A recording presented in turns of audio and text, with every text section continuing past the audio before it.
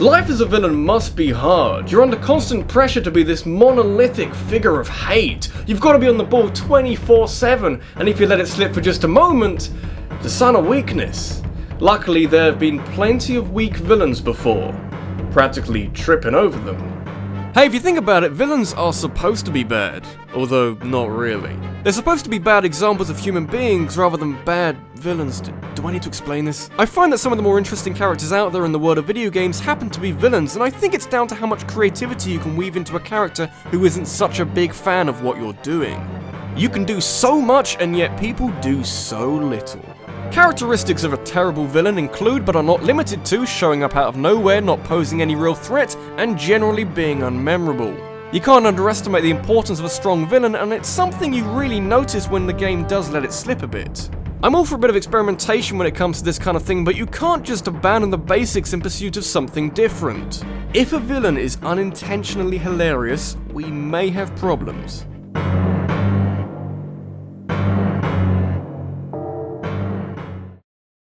I've got a lot of time for comic villains, at least 10 minutes I reckon. Bit of back and forth with the protagonist, maybe it helps show the insanity of the bad guy if they don't take the situation all that seriously. Yeah, plenty of opportunities for over-the-top villains. What might be more important though is that whatever style you choose, you keep it relatively consistent. There might have been a lot of anger directed at Metal Gear Solid 5 Ground Zeroes when this expensive demo came out in 2014, but at the very least it introduced players to this concept of open world stealth gameplay and how that changes the way you approach this game in particular. We were also introduced to a brand new villain called Skullface, a character who is allowed to have a stupid name because he spends this short game absolutely wrecking house.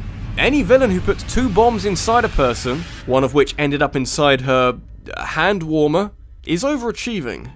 Skullface in Ground Zeroes is probably the most intimidating and sadistic a Metal Gear villain has ever gotten. The only thing that could come close is Colonel Volgin in MGS3, and even he had his limits. He liked touching people's balls, but he had his limits, damn it! And the best thing about Skullface in Ground Zeroes is it was just a teaser. There will be more to come in the Phantom Pain later.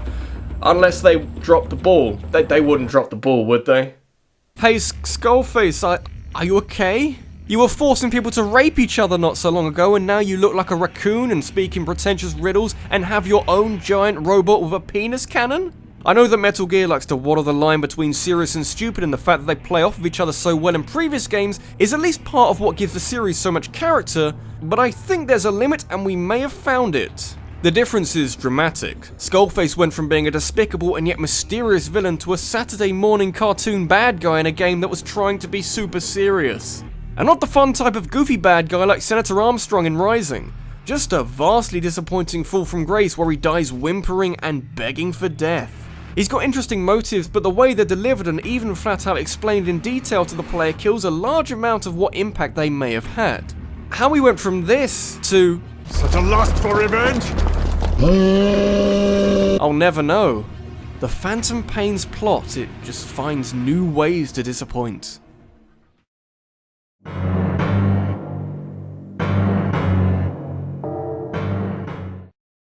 A byproduct of a badly made video game is most aspects of said video game not really pulling their weight. You can't really expect a game that doesn't play well to have an engaging story, for example. More of a bonus when you find something that isn't complete ass in a vacuous chasm of shit.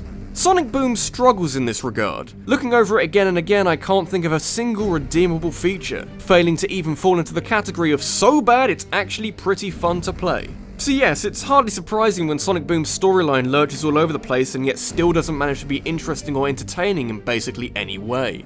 At the heart of this is a strange talking snake called Lyric. It's probably a petty place to start, but of all the names to strike fear into the heart of player and protagonist alike, I don't think Lyric is the way to go. Of all the nouns in the English language, bearing in mind you got words like doom and terror to work with, I'm not sure how Lyric was even considered. He's angry at the world since the all-powerful society he was part of weren't able to fix his deteriorating health caused by researching crystals, forcing Lyric to build his own mech suit to survive and causing him to turn on them, with the ultimate goal of rebuilding the world with more metal involved. Sadly, the game spends so long explaining what is actually kind of an interesting backstory that we never see Lyric do anything evil.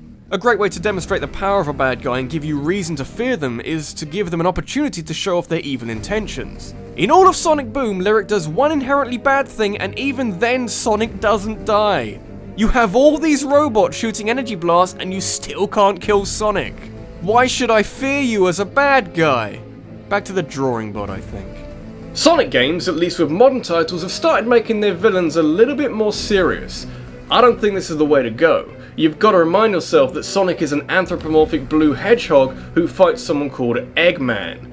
It's not really the series to half-heartedly take on contentious issues. Keep it simple and you'll probably have fun.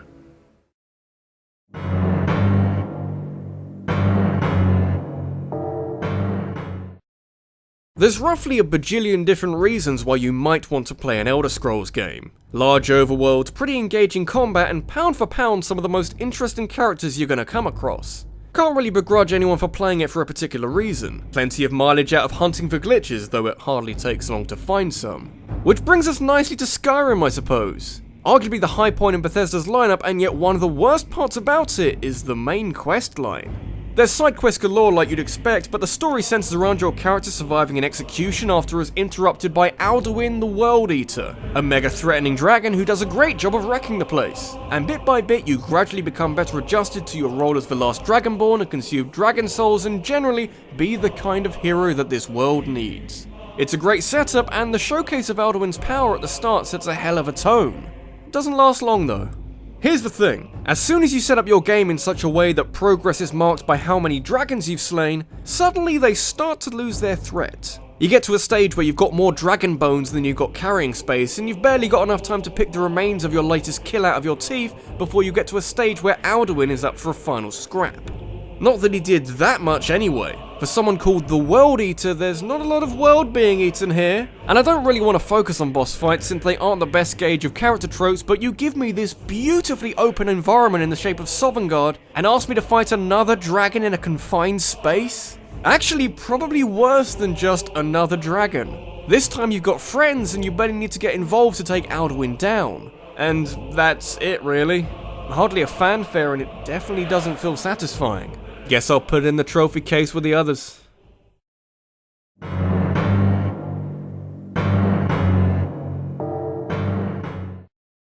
Open world video games have a tendency for the pacing in their story to deviate wildly because it's the player who controls what happens when.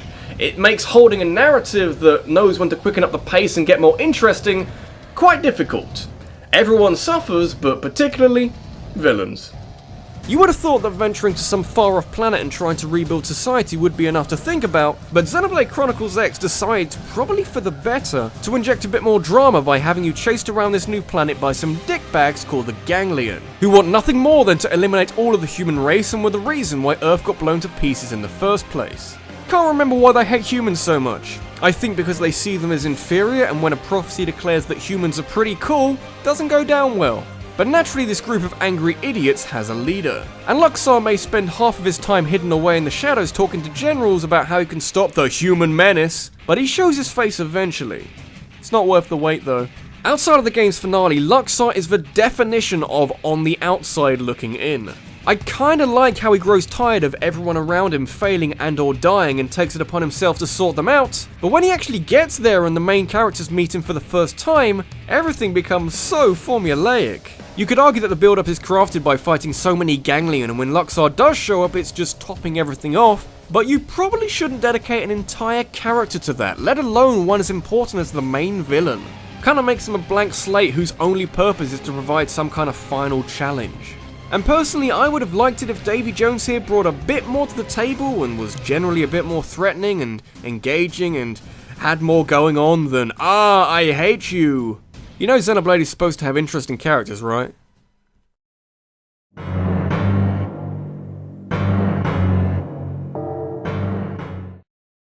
A mark of a bad villain, in the normal sense of the word, is not doing their job properly. A mark of a horrendous villain is being overshadowed by another villain in the same game who gets the kind of build-up and gradual exposure that the primary antagonist duly needed. Even those with a fractured knowledge of the goings-on of Far Cry 3 will be aware that there's someone in the game by the name of Vaas, a mentally deranged pirate who kidnaps your friends, kills your brother, and generally spends a large part of the game making life very difficult for you and stealing every single scene he's in. It's one of the best voice acting and written performances for a villain in a video game, and don't worry, he's not anywhere near this list. Vaas, however, is not the primary antagonist. That honor goes to someone called Hoyt Volker, and he isn't as fun. Hiding behind the endless source of entertainment that is Vaas Montenegro is one of the most bland, one-dimensional villains you're ever gonna see. Maybe it's amplified a bit since Vaas was so crazy, but Hoyt Volker is pretty much only there so you can have someone to kill to signify that you've reached the end of your journey. Pretty much an even less interesting Luxor. After you've defeated Vaas with your godlike powers, you're given a small window in which you meet Volker and play a card game where he chops off your finger, and just like that, he's dead. Don't chop off my finger, you bitch! We effectively have the iconic villain that featured in a lot of the promos, and the main villain who just occupies a space. He kinda wastes that space. And what's more, because Volker is the main antagonist, he has to die last. More importantly, this means that Vaas's role in the game is diminished since there has to be enough time after his death to get working on Volker's character. So the more interesting character suffers just so that the guy who is technically the main villain has more screen time. Which works in theory, but the game doesn't take advantage and push Volker to the front. He has all this time to show us how cool he might be, and he squanders it. What is he, a drug lord? Fuck that, bring back the crazy guy, he was fun. Let's bring RabbidLuigi, and you can make the argument that stealing the spotlight away from Vaas makes Volker a more hated character, but I think that if you're structuring your game with this in mind, you might want to sit down occasionally and just reevaluate what kind of game you think you're making. Even so, both Vaas and Volker die in QTE knife fights. Doesn't matter who they are, they both go down in the same shitty way. That's how supervillains are made.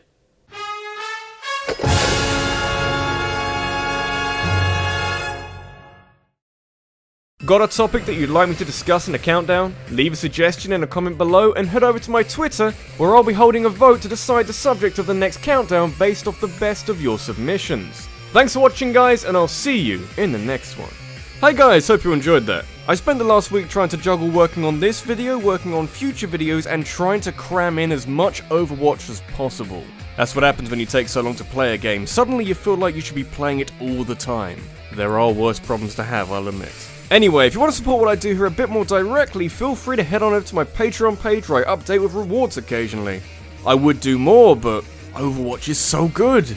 I can stop anytime that I want. I just don't want to.